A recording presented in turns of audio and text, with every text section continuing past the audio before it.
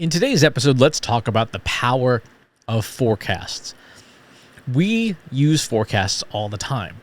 We use them for things like weather, right? We use them in business, forecasts and projections, market research, what's likely to happen, predictive analytics.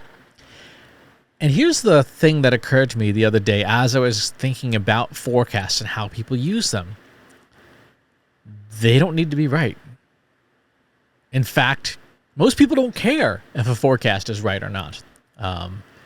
When you think about how we use forecasts, the way people use them is as a way to stimulate action, to stimulate change, to get people to make a decision to do something, right?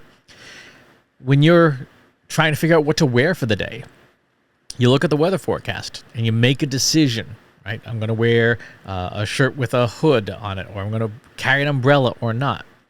Does it matter whether the forecast is right? At the end of the day, are you like, that forecast was completely wrong. I'm so angry. I'm not going to listen to that information provider because they clearly can't forecast anything.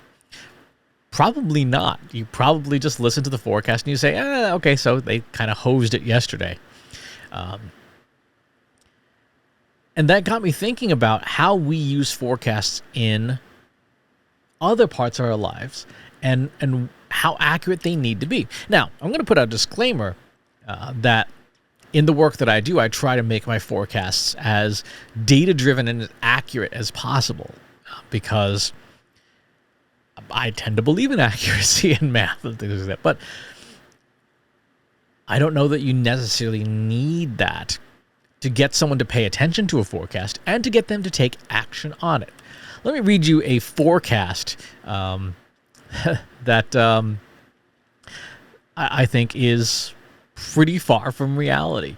Here it goes. That whistle you keep hearing, why, it's the wellness wagon, Libra, and it's making another pass right by you. If you let it go by more times than you care to count, don't beat yourself up. For the past 5 months, dreamily unfocused Neptune has been in retrograde in Pisces in your 6th house of healthy living. No wonder you've struggled to stick to those self-care routines that you know are vital to your well-being.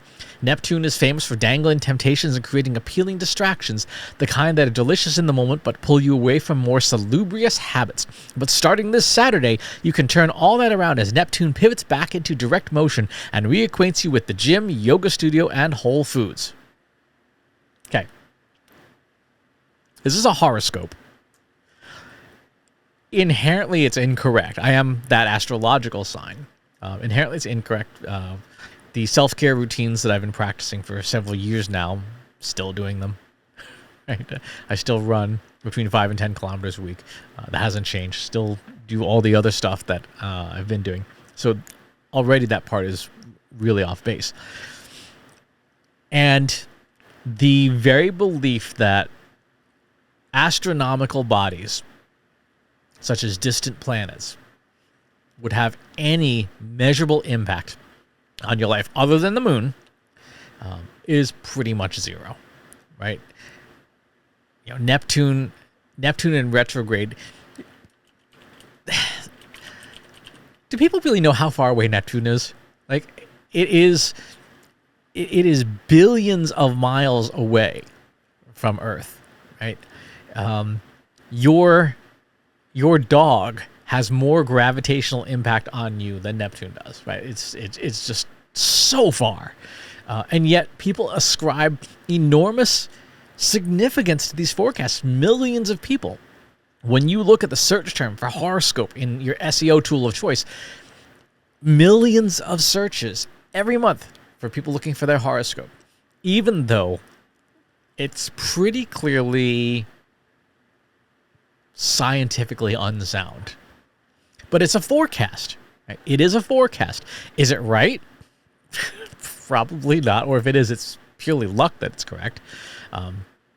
And yet, does it persuade people to take action? The answer is yes.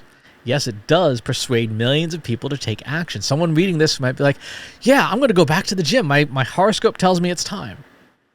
You know, the outcome we're always after are decisions. We want people to make decisions. We want people to take action in any kind of data or analytics or insights or artificial intelligence. At the end of the day, we want people to take action. And whether the forecast is one that is built with strong margins of error and cross-validation and every scientific and statistical tool known to try and make it as accurate as possible, or it's somebody winging it with a horoscope, the net result is still action. The net result is still action. And so one of the things we have to keep in mind as data-driven marketers is we don't always have to be exactly right. We should strive to be right. We should strive to be as correct as possible. But at the end of the day, the forecast isn't the value. The decision that somebody takes, the direction that they go, that's the value. So if your forecasts are not as accurate as you would like them to be, try not to beat yourself up too much about it. Instead, focus on whether people are taking action with your forecasts or not. Because if they are, then the forecasts are doing their job. And you can and should continue to work on making your forecasts more accurately. But again, don't beat yourself up over them. People will make decisions based on a planet billions of miles away with no basis in science whatsoever and treat that like fact. So your forecast that you're putting together with your marketing data, your business data, your finance data, whatever, that has some grounding in reality is inherently going to be better.